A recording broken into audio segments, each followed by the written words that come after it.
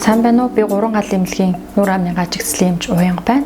За манай 3 галын эмнэлгийн шүдний кабинетанд та бүхэнд насан туршидын болон хүүхдийн нүүр амны бүх төрлийн тусламж үйлчилгээ, согог цэцлийн эмчилгээ, мөн хүүхэд болон насан туршидын бүх төрлийн гажигдсан эмчилгээ, мэс цэцлийн эмчилгээ, түүн дунд имплантын хийх үйлчилгээг та бүхэнд үзүүлж байна.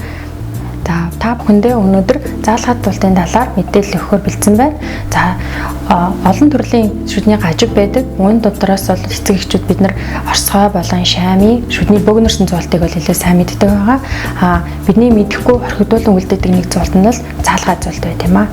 За заалгаад зуулт гэдэг нь ямар зуултыг хэлэх вэ гэхээр дээд доод үүдэн бүлэгшүүднүүд хоорондоо хазагдахгүй таслах хазах үйл ажиллагаа хийгдэхгүй байгаа тохиолдолд үнийг заалгаад зуулт хэмээн нэрлэдэг. За заалгаад зуулт үүсдэг гол шалтгаан юу байдаг вэ гэхээр нэгдүгээр удамшил байна, хоёрдугаар болохоор буруу залхих, соосог хөхөх, хилний хөвч богино байх, хуруугаа хөхөх их мэтлэн олон төрлийн шалтгаанууд нөлөөлдөг. За мөн үүн дээр эрүүний үеийн эмгэгийн үед бас заалгаад зуулт үүсэж болдог байна.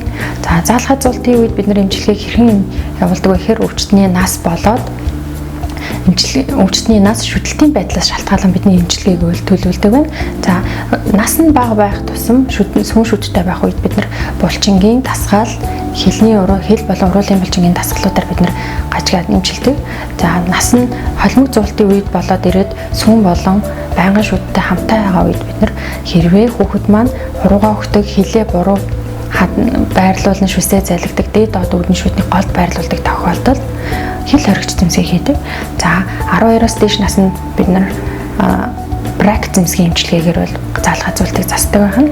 За 12-оос дээшээ болоод ирэнгүүт хэрэг заалгаад зуулт нэлээд хүнд болоод насан турсан тохиолдолд мэс цэцлийн эмчилгээтэй гажигдсалынхаа брак зэмсгийн эмчилгээг авсрын эмчилдэг байна.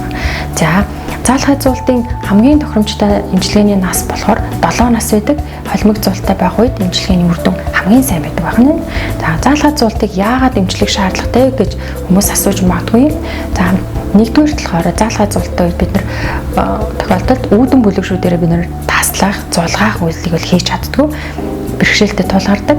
Мөн хоёрдугаар гоо сайхны талаас дээд доод үүдэн шүднүүд нийлэхгүй учраас гоо сайхнаа бас таагүй санагдана. Дээрэс нь уруулаа хаахад нэлээд төвөгтэй байдаг. За хил ярианы тал дээр болохоор зарим нэг төрлийн авиаг хэлж чаддгүй байна. Бүдэг ярьдаг тийм байх тохиолдол байдаг.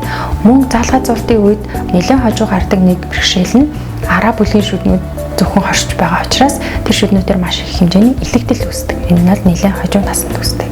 Хэрвээ таны хүүхэд дээд доод үүдэн шүднүүд хоорондоо нийлэхгүй зайтай байгаад байвал та эртхэн шиг гажигдсан эмчэд хандах хэрэгтэй болсон байна гэдгийг тохио юм шүү. За анхаарал хандуулсан та бүхэндээ баярлалаа.